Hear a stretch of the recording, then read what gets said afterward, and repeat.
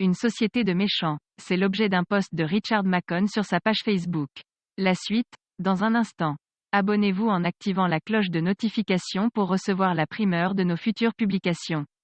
Voici les détails de son post dans son intégralité. Le mal ne triomphe que là où il y a abondance de méchants, et démission généralisée des gens de bien. C'est connu. Ce qu'il est aussi, c'est que le Cameroun est gangrené par le mal, sous ses divers visages, népotisme, favoritisme, clientélisme, tribalisme, corruption, vol, pornographie, sorcellerie, etc. Parce que les Camerounais sont de grands méchants, jaloux de la réussite, du succès, et des mérites des autres.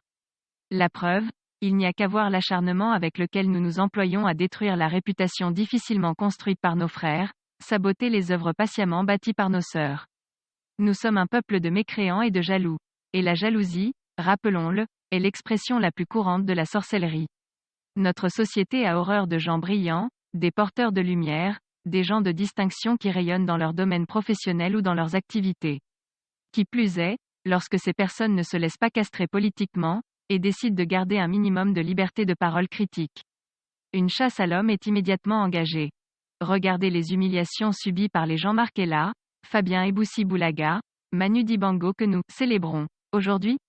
Beaucoup d'autres compatriotes, en ce moment, dans une institution, un projet, une activité, subissent la même violence de l'AMN, Association des méchants de la nation. Nous les gens ordinaires nous croyons leur échapper, mais pour combien de temps encore ? Lorsqu'ils n'auront plus de brillants à détruire, nous deviendrons leur proie, même par défaut. Les méchants ne se reposent pas. Ailleurs où l'on célèbre et vante les champions nationaux, à défaut de les bâtir, au Cameroun on traque toute personne qui a osé s'extraire de la gadoue de la médiocrité, de l'armée des ignorants, pour se construire sa petite place au soleil, pour se hisser à l'horizon des lumières. C'est pour cela que notre société s'acharne, à contrario, à élever les contre-modèles. Sous le couvert du pouvoir discrétionnaire, on accorde le marché public qu'au plus nul des soumissionnaires, de même on nomme toujours le plus incompétent, très souvent un illettré notoire, au-dessus de personnes brillantes et, ou compétentes, pour briser leur capacité à résister à l'oppression, à contester l'incurie, à s'insurger contre l'ignominie. Le jour où dans ce pays on a présenté un Feynman à la télévision nationale, à une heure de grande audience, comme le modèle achevé de réussite dans notre société.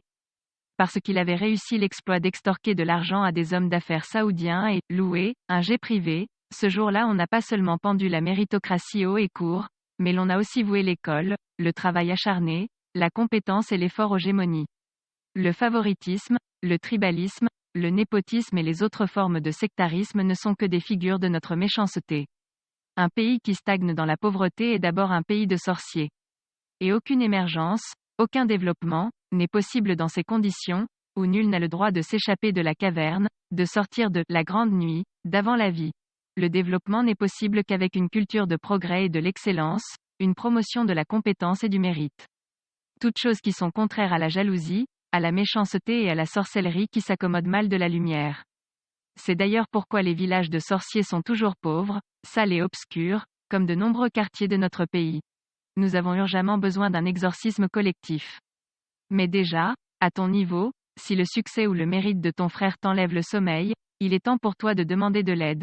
Veuillez prendre 3 secondes pour liker la vidéo et la partager.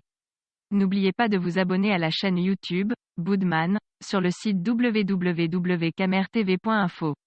À bientôt pour de nouvelles publications.